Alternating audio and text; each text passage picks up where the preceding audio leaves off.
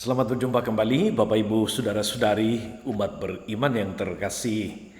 Dimanapun Anda berada, para pendengar setia Renungan Mutiara Pagi yang selalu diberkati oleh Tuhan. Selamat berhari Minggu, selamat beribadah, berekaristi bersama keluarga, bersama sahabat, bersama komunitas dimanapun Anda tinggal dan berada.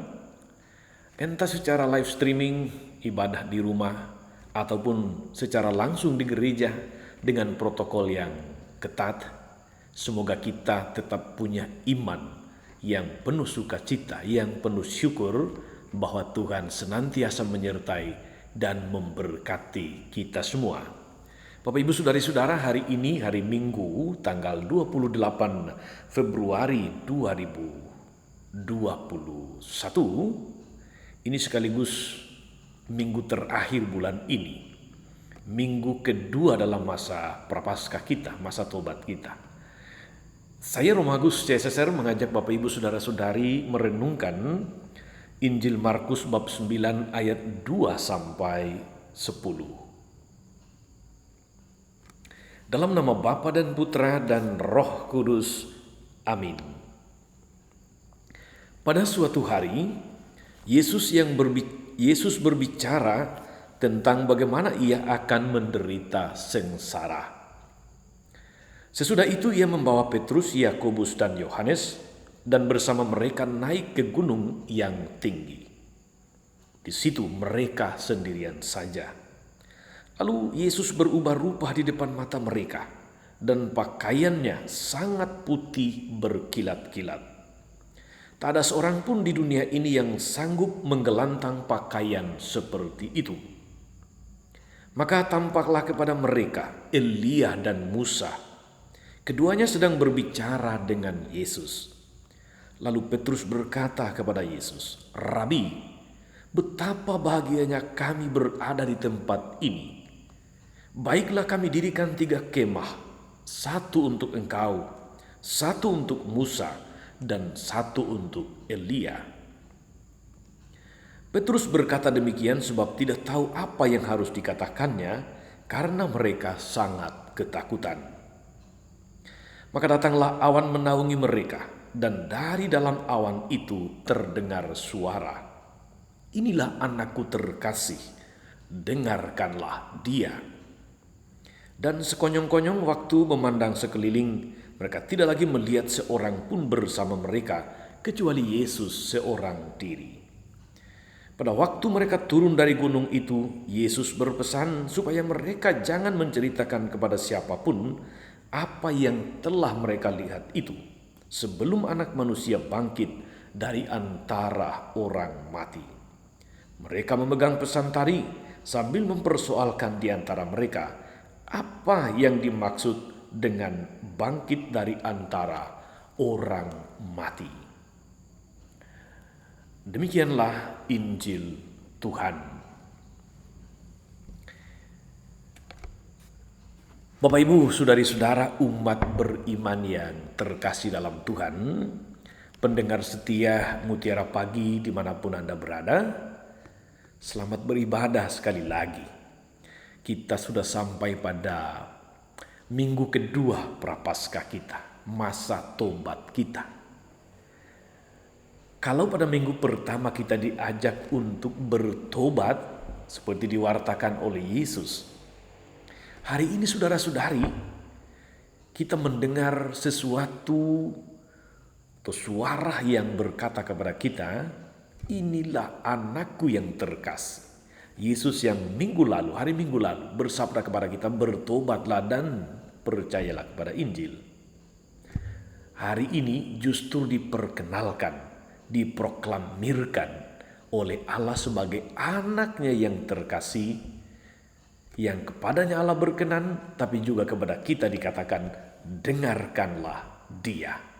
Saudari-saudara umat beriman terkasih, kisah Yesus dimuliakan di atas gunung. Gunung itu seringkali disebut sebagai Gunung Tabor. Peristiwa itu seringkali disebut sebagai peristiwa Yesus berubah rupa atau peristiwa transfigurasi yang disaksikan oleh Petrus, Yakobus, dan Yohanes.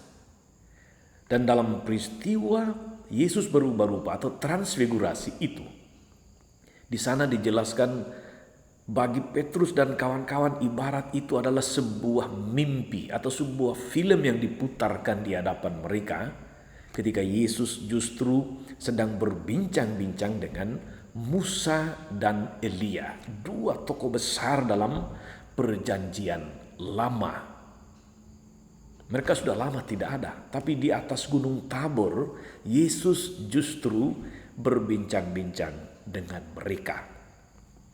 Saudari-saudara, umat beriman yang diberkati oleh Tuhan kita Yesus Kristus.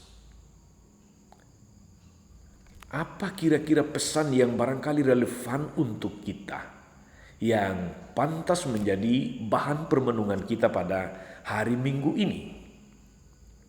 Saudari-saudara, saya ingin mengatakan 3 hal. Yang pertama, Yesus mendaki sebuah gunung.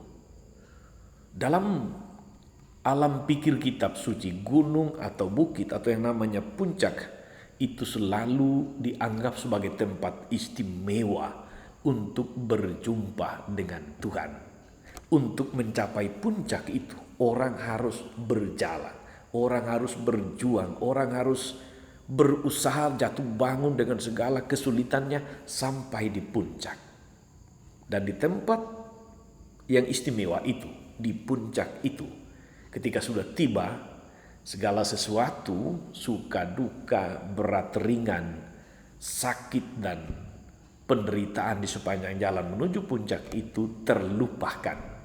Karena semua terbayarkan dengan pengalaman puncak, pengalaman yang indah, pemandangan yang bagus, tapi juga menjadi tujuan akhir. Yesus ada dalam perjalanan menuju Yerusalem, lalu mereka mampir di sebuah tempat yang namanya Gunung Tabor. Itu juga adalah sebuah perjalanan terakhir bagi Yesus untuk mewujudkan, menyempurnakan, menggenapi misinya di dunia ini, misi keselamatan. Perjalanannya ke sana menuju Yerusalem bukan perjalanan yang gampang-gampang atau datar-datar saja. Bukan pengalaman tanpa salib, bukan pengalaman tanpa kesulitan, bukan pengalaman tanpa penolakan. Bukan pengalaman diterima terus-menerus dengan puja-puji, dengan penghormatan. Tidak. Dia banyak mengalami situasi-situasi yang tidak diharapkan oleh siapapun. Baik oleh keluarganya sendiri maupun oleh dia sendiri. Tetapi Yesus tetap berusaha taat kepada misi yang dibawanya menuju puncak karya penyelamatannya, yaitu di Yerusalem, ketika semuanya dia selesaikan di sana. Tetapi juga saudara-saudara, Bapak Ibu saudara-saudari, kita diingatkan perjalanan hidup kita sebagai umat beriman itu adalah perjalanan menuju puncak. Puncak itu adalah saat ketika kita nanti berjumpa dengan Tuhan. Itu tujuan terakhir. Dalam tanda kutip, film yang ditampilkan kepada Petrus, Yakobus, dan Yohanes dalam peristiwa transfigurasi itu adalah gambaran masa depan kita. Hidup bersama Allah itu hidup yang bahagia. Hidup bersama Allah itu adalah hidup yang menyenangkan, penuh sukacita.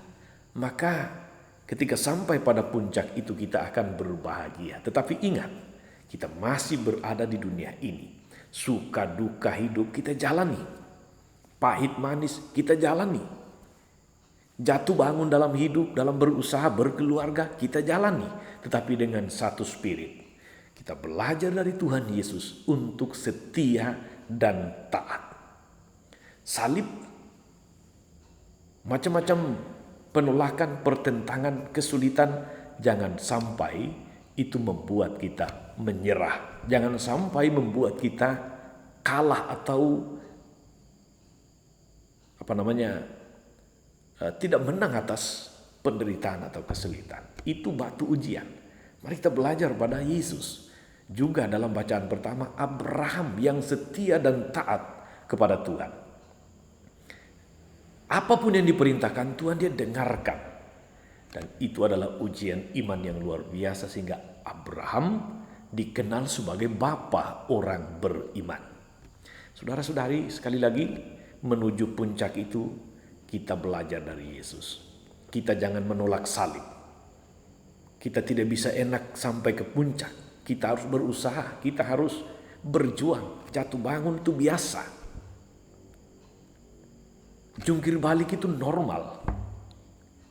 Tetapi jangan sampai kehilangan iman. Jangan sampai kehilangan ketaatan. Jangan sampai kehilangan kesetiaan. Ini yang pertama. Yang kedua, saudara-saudari, film yang ditampilkan kepada Petrus, Yakobus, dan Yohanes itu adalah gambaran hidup surgawi bersama Allah. Gambaran hidup surgawi bersama dengan Allah sendiri. Itu adalah visi. Kita akan menuju ke sana. Tapi memang kita masih di dunia. Tetapi saya ingin mengatakan saudara-saudari dalam poin yang kedua ini, bahwa setiap kali kita merayakan Ekaristi, ketika kita bersatu dengan Tuhan dalam Ekaristi, itu sebetulnya adalah peristiwa tabor, peristiwa bahagia, peristiwa persatuan dengan Tuhan yang mestinya membawa sukacita, membawa kita kepada kebahagiaan, bahwa kita sungguh bersatu dengan Tuhan di dalam kemuliaannya. Kita sungguh bersatu dengan Tuhan dalam hidup abadi bersamanya. Hidup yang penuh dengan ketenangan, kenyamanan, hidup yang penuh dengan kebahagiaan. Karena itu hari ini ketika kita merayakan Ekaristi, ingatlah ini adalah Gunung Tabor, peristiwa transfigurasi. Yang mestinya meneguhkan kita untuk nanti menjalani hidup.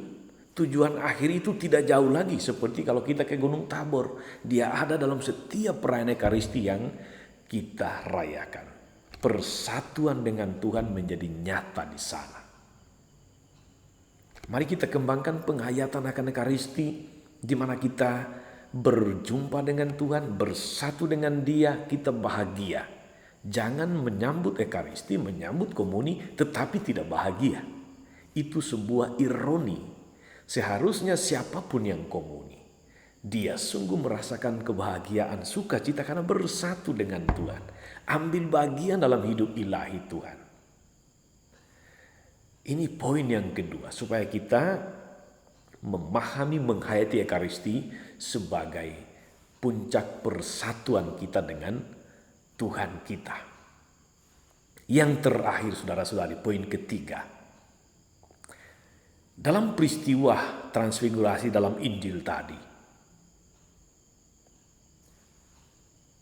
suara dari sorga mengatakan, inilah anak yang kukasihi, dengarkanlah dia. Dengarkanlah dia. Ada dua seruan yang bertolak belakang tadi. Pertama, seruan Tuhan. Inilah anak yang kukasihi, dengarkan dia. Dan seruan Petrus yang mewakili kita manusia. Betapa bahagianya kami berada di tempat ini. Baiklah kami bangun 3 tenda. 1 untuk engkau, 1 untuk Musa, 1 untuk Elia. Mereka ingin tinggal dalam suasana itu. Petrus bersuara. Tetapi saudara-saudara, kita harus lebih mendengarkan, mengutamakan, memprioritaskan suara Tuhan yang mengatakan, dengarkanlah dia, dengarkan Yesus. Itu yang menghidupkan. Petrus mewakili perasaan manusiawi kita. Kita ini tinggal dalam kenyamanan. Tapi Tuhan mengingatkan, kita ini masih ada dalam dunia nyata, dalam hidup yang kita harus jalani dengan suka dan dukanya. Dan dalam setiap peristiwa pengalaman hidup inilah, suara dari surga mengatakan kepada kita, dengarkanlah dia. Pertanyaannya saudara-saudari, suara mana yang lebih kita dengarkan? Suara Petrus yang mau enak saja tinggal dalam situasi senang, mau melupakan dunia padahal masih di dunia? Ataukah dalam seluruh peristiwa hidup kita, dalam setiap pergumulan keluarga, tempat kerja, atau dimanapun di tengah masyarakat, kita mendengarkan suara Tuhan yang terus-menerus menunjukkan jalan, menunjukkan pedoman, memberikan semangat dan penghiburan, memberi kita kekuatan dalam menjalani hidup ini. Sejauh mana kita sungguh mendengarkan Tuhan yang bersabda. Inilah tugas kita saudara-saudari. Dalam bagian Injil yang lain, untuk perikop yang sama, peristiwa transfigurasi. Setelah peristiwa transfigurasi itu, Tuhan Yesus mengajak mereka turun gunung kembali ke hidup yang nyata. Kita pun akan kembali kepada hidup yang nyata. Karena memang kita masih di dunia. Kita belum di surga.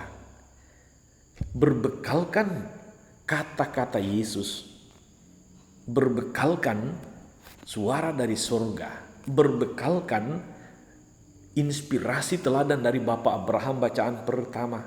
Mari saudara-saudari, kita menjalani hidup kita penuh iman, penuh kesetiaan, penuh ketaatan kepada Tuhan. Puasa dan pantang kita, amal kasih kita adalah bagian dari usaha untuk mengikuti Tuhan, mendengarkan suaranya. Semoga pada akhirnya kita boleh berbahagia bersama dengan Tuhan yang kita imani, yang kita ikuti. Tuhan Yesus memberkati. Maria Bunda selalu menolong, setia mendoakan kita semua. Amin. Tuhan Yesus Kristus, kami bersyukur karena pada hari ini Engkau menunjukkan kepada kami tujuan akhir dari hidup kami, yaitu berbahagia bersama-Mu di sorga. Namun Engkau juga menunjukkan kepada kami jalan menuju kebahagiaan itu bukanlah jalan yang mudah, yang tanpa kesulitan, yang tanpa salib. Namun dengan terus mendengarkan suara-Mu, mengikuti Engkau, menyangkal diri kami, memikul salib-salib kami pada akhirnya boleh percaya akan bersatu dengan Engkau secara paripurna dalam hidup abadi, dalam hidup bahagia bersama Bapa Surgawi. Tuhan, ingatlah akan semua orang yang sungguh mengharapkan berkat-Mu. Mereka yang sungguh mengharapkan penghiburan, kekuatan, yang sungguh mengharapkan perlindungan dan penyertaan-Mu. Berkatilah mereka, hidup mereka, rencana-rencana usaha-usaha mereka. Semoga mereka boleh berbahagia. Teristimewa saudara-saudari yang kami doakan atau yang meminta doa kami, yang kami janjikan doa. Entah yang kami ingat namanya atau yang tidak kami ingat namanya. Semoga Engkau terus memberkati hidup mereka, memberkati usaha rencana-rencana mereka, masa depan mereka, dan Kau mampukan untuk setia dan taat menuju kebahagiaan. Tuhan, kami sampaikan doa-doa ini dengan pengantaraan Yesus Kristus Tuhan dan Juru Selamat kami. Amin. Saudari-saudara sekalian, berkat Allah turun atas saudara-saudari, atas mereka yang kita doakan atau kita janjikan doa, mereka yang sakit dan menderita, segala rencana, karya, pelayanan dan ibadah kita hari ini, Bapa dan Putra dan Roh Kudus. Amin.